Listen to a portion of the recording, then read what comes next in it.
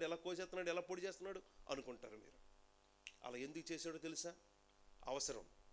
ఎందుకంటే నువ్వు మంచోడు కాదు.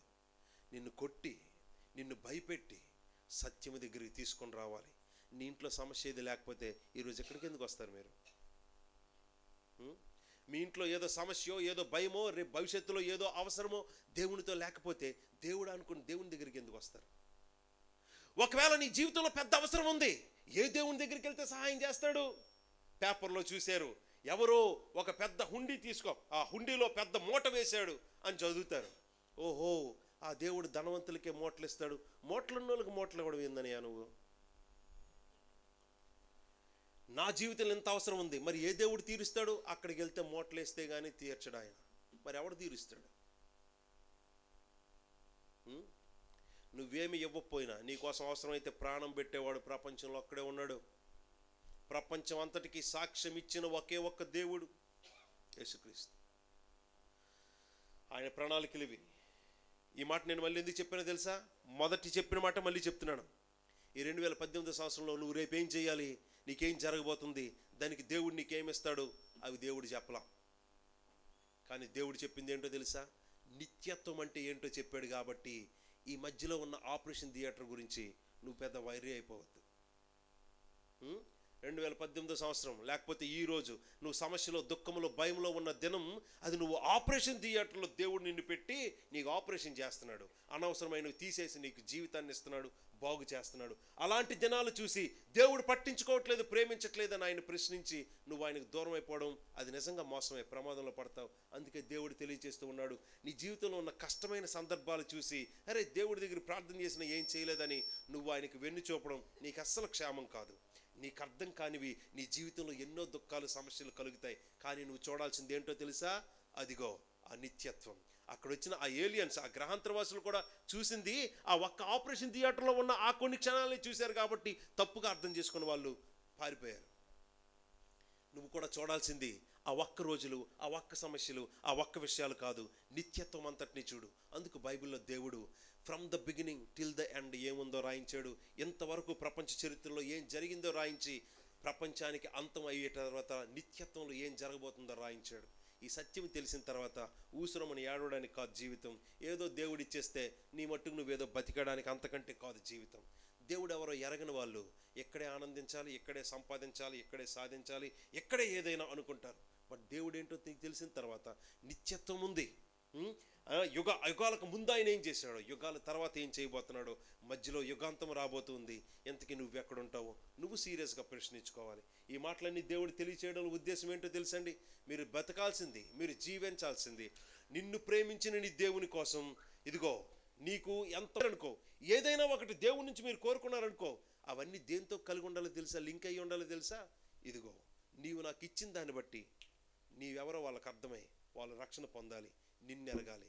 నీవెవరో ఎరుగునట్లు నన్ను ఆశీర్వదించు, ఇంకొకడు నీవెవరో ఎరిగి రక్షణ పొందినట్లు నన్ను ఆశీర్వదించు. అలాగడగాలే కానీ నేను బతికేస్తాను, నేను అనుభవిస్తాను, నేనెంత గొప్పవాడిని అయిపోవాలి, నన్ను హెచ్చించి ఆశీర్వదించు కాదు. ఎప్పుడు నేను చెప్పే మాటే. ఎంతమందిని పుట్టించి వాళ్ళు ఆయన అవమానిస్తున్నా, ఘోరంగా అవమానిస్తున్నా, అవేం పట్టించుకోకుండా తన ప్రేమతో పోషిస్తున్నాడు ఆయన. కానీ వాళ్ళకి ఆయన పేరు తెలియదు. అలాంటప్పుడు నీ పేరు ఎందుకు చెప్పుకోవాలి? ఈ మాట నేనే అన్నా. ఎందుకంటే నేను ఒకప్పుడు ఒక కల్లో బతికా చాలా కాలం. దానికోసం చాలా కష్టపడ్డా, సాధించి ఏదో చేయాలని, ఏదో సంపాదించాలని. ఆ టైంలో యేసుప్రభు నిజంగా దేవుడు అనే విషయం అర్థమై నేను నిన్నెప్పుడు పట్టించుకోవాలా, అయినా నన్ను ప్రేమించి నా కోసం ప్రాణం పెట్టేటంత ప్రేమ ఉంది కదా. ఎంత ప్రేమ, ఎంత శక్తి, ఎంత నిజమైన దేవుడు అయిన తర్వాత నేను ఒక్కడే ఎందుకు కష్టపడ్డాం? నేను అనుకున్నది సాధించడం కోసం. నీ శక్తి కూడా నాకు కావాలి. నువ్వు నాకు హెల్ప్ చేయి, నేను సాధిస్తా. సరే, నేను నీకు హెల్ప్ చేస్తాను, నువ్వు సాధిస్తావు. ఎంతకీ ఎందుకు అంటే మనం ఏంటో తెలియాలి కదా అన్నాం. అంతే, లోపల ఉన్నది అదే. నేను ఎవరో తెలియాలి కదా సార్. ఓహో, నువ్వెవరో తెలియడానికి ఇప్పుడు నిన్ను ఆశీర్వదించాలి. మనకంటూ ఒక పేజీ ఉండాలి కదా ప్రపంచంలో. అదే కదా పాట.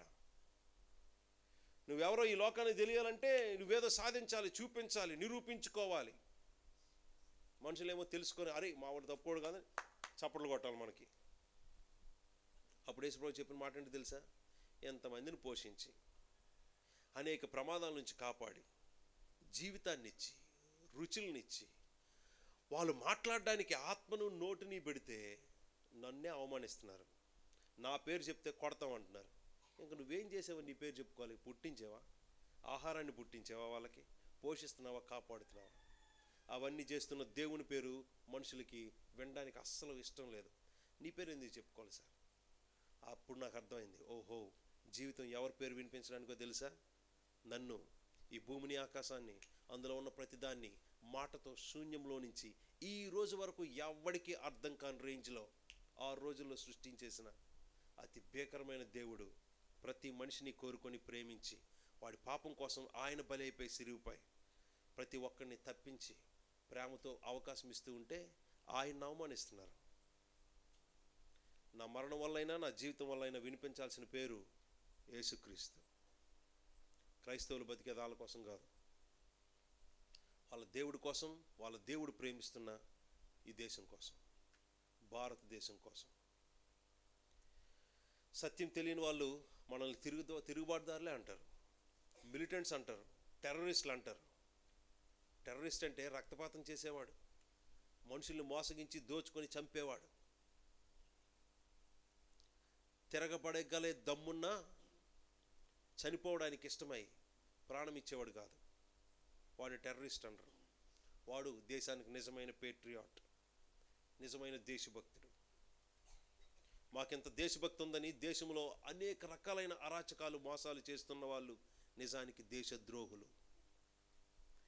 నిజానికి దేశభక్తులు ఎవరో తెలుసా?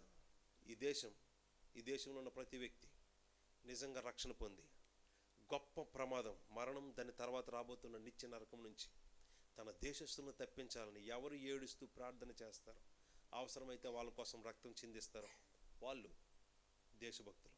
వాళ్ళ దేశం కోసం, అవసరమైతే వాళ్ళ శత్రు దేశాల కోసం కూడా. దేశం గురించి చెప్తున్నాను ఈ మాట. అట్లీస్ట్ మీ ఊరి వారి కోసం, మీ సొంత వాళ్ళ కోసం మీ జీవితం వాళ్ళ దేవుని కోసం రక్షించడం కాదండి. దేవుడు ఎవరిని రక్షించుకోవాలి, ఆయన రక్షించుకుంటాడు. కానీ నీ వాళ్ళ కోసం అర్థవంతమైన జీవితం జీవించాలి. బతికేయడం, సుఖించేయడం, ఆనందించేయడం కాదు. తర్వాత నిత్యం ఆయనతోనే ఉంటావు, నిత్య సుఖాల్లో ఉంటావు. ఇక్కడ కూడా ఆనందించేయాలా? నీకోసం దేవుడు దెబ్బలు గాయాలి, కానీ నువ్వు ఆయన కోసం ఒక్క మాట కూడా పడవు. అది మన వాళ్ళు టీవీలో బోధిస్తున్న క్రైస్తవ్యం. నువ్వు ఇక్కడ ఏది అడిగితే అది ఇచ్చేస్తాడు, ఆశీర్వాదమే. ఈ క్రింద నుంచి ఇక్కడ వరకు బంగారమే, హల్లెలూయా అంటే ఈ పెచ్చోళ్ళు కూడా హల్లెలూయా అంటున్నారు. టీవీ పట్టుకుంటే టీవీ పట్టేసుకుంటారు, కరెంట్ షాక్ వచ్చి చేస్తున్నారు. నువ్వు అడిగింది ఇస్తాడు, టీవీని పట్టుకొని ప్రార్థన చేయంటే టీవీని పట్టుకుంటారు, అయ్యగారిని పట్టుకున్నట్టు కరెంట్ షాక్ కొట్టి చేస్తున్నారు. మనకి ఎలా చెప్పాలి దేవుడు వాళ్ళకి? నిజాయితీగా సత్యాన్ని వెతకండి, నిజాయితీగా ఈ దేశాన్ని ప్రేమించండి. అధికారం కోసమో, ధనం కోసమో, ఎక్స్ట్రాల కోసమో మోసపు మాటలు చెప్పి దేశాన్ని మేమే ప్రేమిస్తున్నామని చాలామంది చెప్తున్న వాళ్ళు ఉన్నారు ఈ రోజుల్లో. వాళ్ళు కాదు నిజాన్ని ప్రేమిస్తున్న వాళ్ళు. మీకోసం చాలా గొప్పదే ఉంచాడు ముందుకి.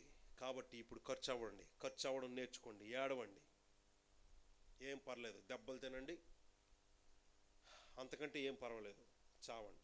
ఎవడని చంపితే ఊరికే పరిగెత్తక్కర్లేదు, వస్తుంది దగ్గరికి. నేను సిద్ధమే ప్రభు నీ కోసం చనిపోవడం అని ఎవడనంటే వాడికి ఈ మాట ఆయన రాశారు గ్రంథంలో ఒక దగ్గర. నా ఆల్టర్ని ఏమంటారండి? ఆల్టర్, బలిపీఠం. నా బలిపీఠం మీద ఎలాంటి బలి అర్పణ అర్పించాలో తెలుసా? ఏ మచ్చ, ఏ డాగు లేనిది, నిష్కల్మషమైనది, అలాంటిది, మచ్చలు లేకుండా అలాంటిది నీ దేవునికి కుంటిదాన్ని తీసుకొని వచ్చి నా బలిపీఠం మీద బలిస్తావా? నీ అధికారికి అలాంటి కుంటిదాన్ని ఇస్తే నీ మీద దయ చూపిస్తాడా? అలాంటిది నీ దేవునికేమో ఇలాంటి మచ్చలతో ఉన్న తెచ్చి బలిపీఠం మీద పెడతావా? నీ దేవుణ్ణి అవమానించడమే అని దేవుడు ఒక దగ్గర అన్నారు. ఈ మాట ఇప్పుడు ఎందుకు చెప్పానో తెలుసా? దేవుని కోసం నా ప్రాణం అవ్వడానికి రెడీ అన్నోడు ఇష్టం వచ్చిన డాగులు, మచ్చలు అంటించుకోకూడదు. అవేవి లేకుండా జీవించినోడే ఆయన కోసం బలి అవ్వడానికి యాక్సెప్టబుల్. మరణించడానికి, దేవుని కోసం ప్రాణం పెట్టడానికి వాడే అర్హుడు. జీవితంలో చెత్త వేషాలన్నీ వేసుకొని, పిచ్చివన్నీ అంటించుకొని, పాపంతో ఆడుకొని, ఇంకా దాన్ని ఇష్టం వచ్చినట్టు కోరుకొని నీ కోసం ప్రాణం పెడతానంటే ఎవరికి కావాలి? అలాంటిది నాకు బలిపీఠం మీద పెట్టక మరి ఎక్కువ కాలుద్ది ఆయనకి. ఆయన కోసం బలిచ్చేది ఏదైనా, నీ ప్రాణమైనా అలాగుండాలి. నీ జీవితం యాక్సెప్టబుల్ కానప్పుడు నీ మరణాన్ని యాక్సెప్ట్ చేయడు ఆయన. సెంటిమెంటల్ దేవుడు అనుకుంటున్నావు ఏంటి? నువ్వు కన్నీరు కారిస్తే పడిపోవడానికి. హృదయం ఎలాంటిది ఆయనకు బాగా తెలుసు. మనుషుల హృదయం, దాని గురించి ఒకడు సాక్ష్యాలు పెట్టక్కర్లా, మీటింగ్లు పెట్టక్కర్లా, వాడు మంచివాడని ప్రూఫ్లు అక్కర్లా ఆయనకి. నీ జీవితం అంత ప్రాముఖ్యం. ఆయనకి ఇష్టమైతే తీసుకుంటాడు నీ ప్రాణాన్ని కూడా. ఆయన ఆయన ఆయన మహిమ కోసం, ఆయన నామ ఘనత కోసం ప్రార్థన చేస్తున్నాను. యేసు ప్రభువా, మేము కేవలం పాపులం మాత్రమే. మా దగ్గర ఉన్నది ఆ దోషం, తిరుగుబాటుతనమే ఉంది. నీ సత్యము, నీ ప్రేమ మా దృష్టికి ఎప్పుడూ తక్కువే. నీవు భవిష్యత్తులో చేయబోతున్న నీ గొప్ప కార్యాలు అవి మాకు అక్కర్లేదు. ఇప్పుడు మాకేమిస్తావు అవే కావాలి. మాకు సత్యం తెలియక ఈ సుఖాలతో, ఈ సమస్యలతో, అంతే మరి మా జీవితంలో ఉన్న పరిస్థితులు అలాంటివి, ఈ శరీరంకి ఉన్న సమస్యలు అలాంటివి, కుటుంబంలో ఉన్న అప్పులు సమస్యలు అలాంటివి. మా బాధ్యతలు మాకు అవే అనిపిస్తూ ఉన్నాయి. మా బాధ్యతలు మేము గుర్తు తెచ్చుకుంటే మాకు అవే చాలా ఇంపార్టెంట్ అనిపిస్తున్నాయి, ముఖ్యం అనిపిస్తున్నాయి. కానీ ప్రభువా, వాటన్నిటికీ అతీతమైనది ఇదిగో నీ ప్రేమ, నీ గొప్ప ప్రణాళికలు, నిత్యత్వం అంతా మా ముందు ఉంచావు. దానికోసం జీవించాలి, దాన్ని దృష్టిలో పెట్టుకోవాలి. కానీ మా జీవితంలో ఉన్న ఆ ఒక్క ఆపరేషన్ థియేటర్ లాంటి ఆ రోజుల్నే మేము దృష్టిలో పెట్టుకొని మీతో బేరం ఆడకూడదు. మేము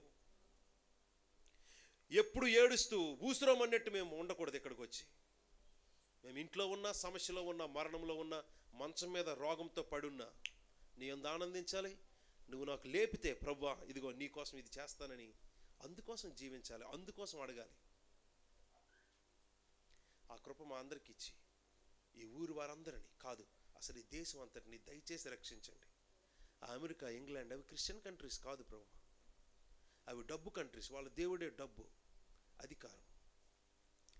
నీ కొరకు దయచేసి ఎంతో అయోగ్యులము, అజ్ఞానులము మా భారతదేశాన్ని నీ కృపతో, మా దేశ నాయకుల్ని, వాళ్ళందరూ నాయకులు అవ్వడానికి నువ్వే నియమించావు.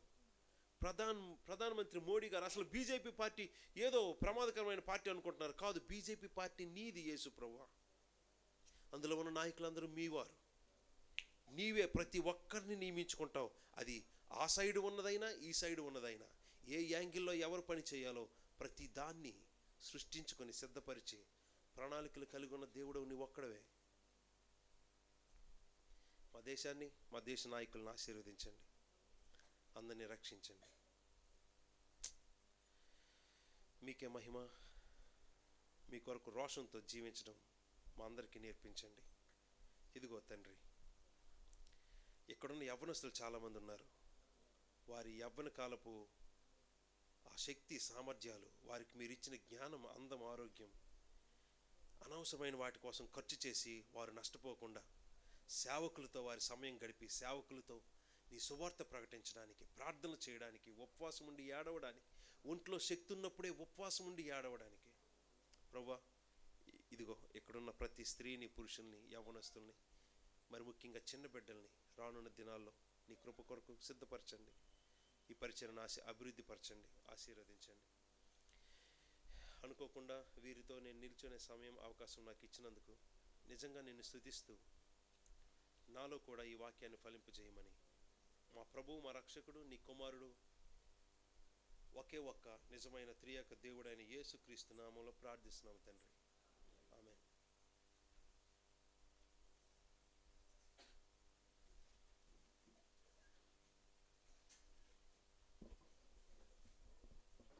మీరు చాలా బాగా విన్నారనుకుంటున్నా. నేను ఇటువంటి బోధకులు మనకు కావాలి. అర్థమైందా?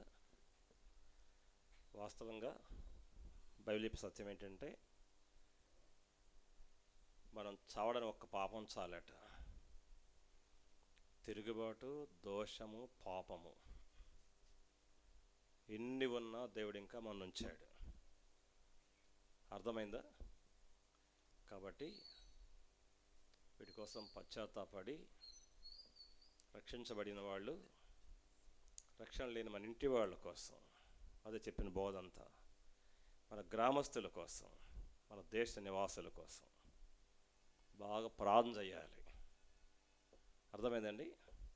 మంచి ఆరోగ్యంగా ఉండి ఇంకా 100 ఏళ్ళు బతుకుదామని కాదు కదా.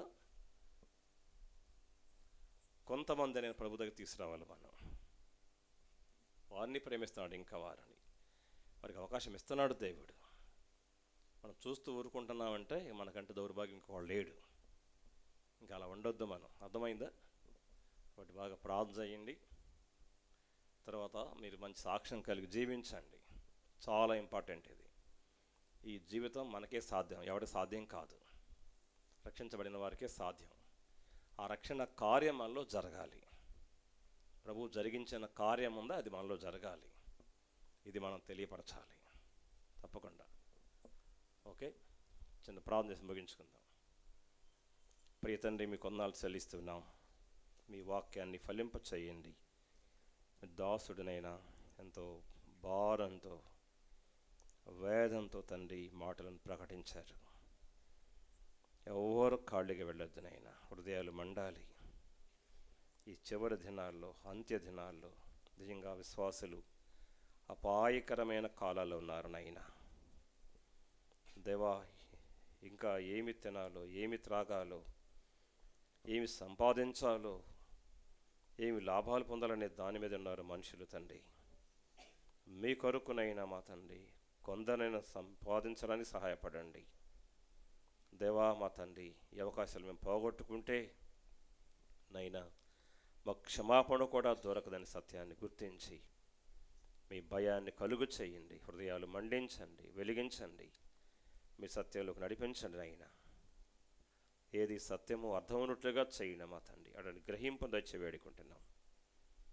ఇలాంటి సేవకులను లేపండి నైనా దేవా. పైనైనా మరి మంటి గోడ మీద గచ్చుపోత పూసిన బోధకులు లాంటి నైనా పరిచర్య కాదు, కానీ ప్రభువా మీ సత్యం మా తన ప్రతి వారిలో ఫలింప చేయమని, మీ సత్యం కోసం నిలిచేవారిగా చేయమని, మీ సత్యం అర్థం చేసుకునే వారిగా చేయమని, సత్యం కొరకు మా తండ్రి సాక్షులుగా జీవించే కృప దయచేయమని మహిమను మీకే చెల్లిస్తూ మీరు మాకు అనుగ్రహించని మంచి రాత్రిని విస్తరించి ఆరాధిస్తూ ఈ గ్రామమంతా రక్షణ పొందడానికినైనా ఈ బిడ్డలందరూ పాటుపడినట్లుగా చేయవలసిందిగా వేడుకుంటూ ప్రభువా, మీ కొరకు శ్రమించేవారని, మీ కొరకు అవమానం పొందేవారని, మీకోసం ప్రభువా తృణీకరించబడేవారని లేపండి నైనా, దర్శించండి.